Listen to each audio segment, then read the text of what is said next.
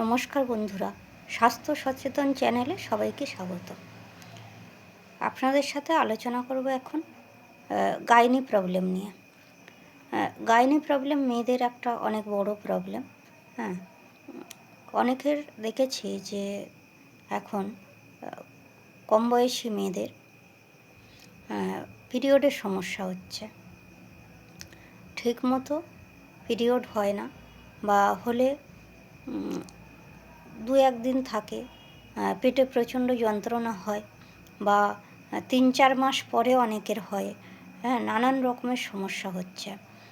তো অনেক পরীক্ষা নিরীক্ষা করে ডক্টর বলেন যে হয়তো হিমোগ্লোবিনের অভাব বা রক্ত কম আছে গায়ে, বা তারা জল বেশি করে খায় না, বিভিন্ন রকমের সমস্যার জন্য এগুলো হয়ে থাকে।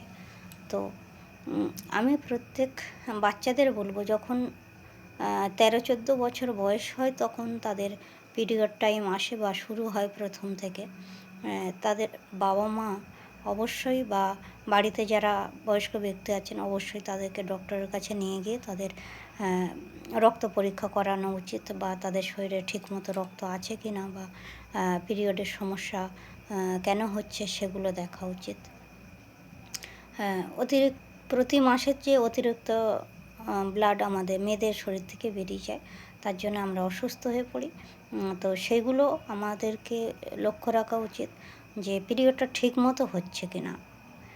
পেটে যন্ত্রণা হয় অনেকের, আরও অনেক কিছু সিমটম দেখা দেয়।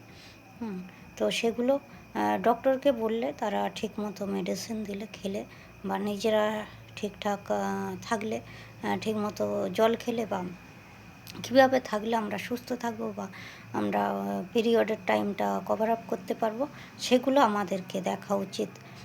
ছোটো বাচ্চারা বোঝে না, তাদের 13-14 বছরে যখন পিরিয়ড হয় তারা কিছু বোঝে না।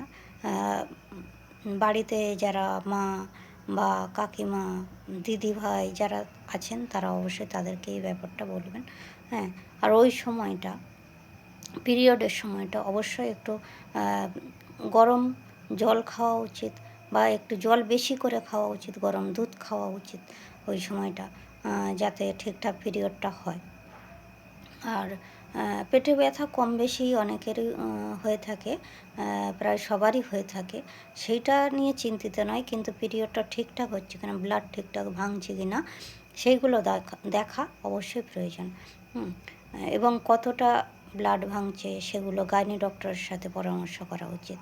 হ্যাঁ, প্রথম দিয়ে যদি আপনারা কেয়ার নেন আপনার বাচ্চাদের, তাহলে পরবর্তীকালে বড় বড় অসুখের সম্মুখীন হবেন না। এবং শরীরে যে ব্লাড থাকে ঠিকমতো সেটা আছে কি না যদি প্রথম থেকে দেখেন, তাহলে যে ফলগুলো খেলে ব্লাড ঠিকঠাক হবে, বা শাকসবজি খেলে ব্লাড ঠিকঠাক হবে, সেগুলো আপনারা খাওয়াবেন তাদেরকে। সেটা হয়তো তারা খেতে চাইবে না, কিন্তু আপনারা বুঝিয়ে তাদেরকে খাওয়াবেন। আর অবশ্যই অতিরিক্ত জল পিরিয়ডের সময় খাওয়া উচিত, তাহলে ব্লাডটা ঠিকঠাক ভাঙবে। আর পেটে বা কোমরে যদি ব্যথা হয়, হালকা গরম সেঁক দিতে পারেন। তাহলে ওই সময়টা কোমর ব্যথা বা পেটে ব্যথা কমে যাবে।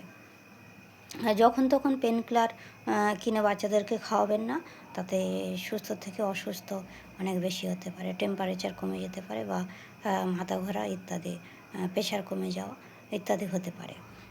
তো আপনারা যদি গাইনোকোলজি কোনো ডক্টরের সাথে পরামর্শ করে আপনাদের ছোটো বাচ্চাদেরকে নিয়ে তাদেরকে ঠিকঠাক মতো পরিচর্যা করতে পারেন, তাহলে আপনার বাচ্চারাও সুস্থ থাকবেন, আপনারাও ভালো থাকবেন।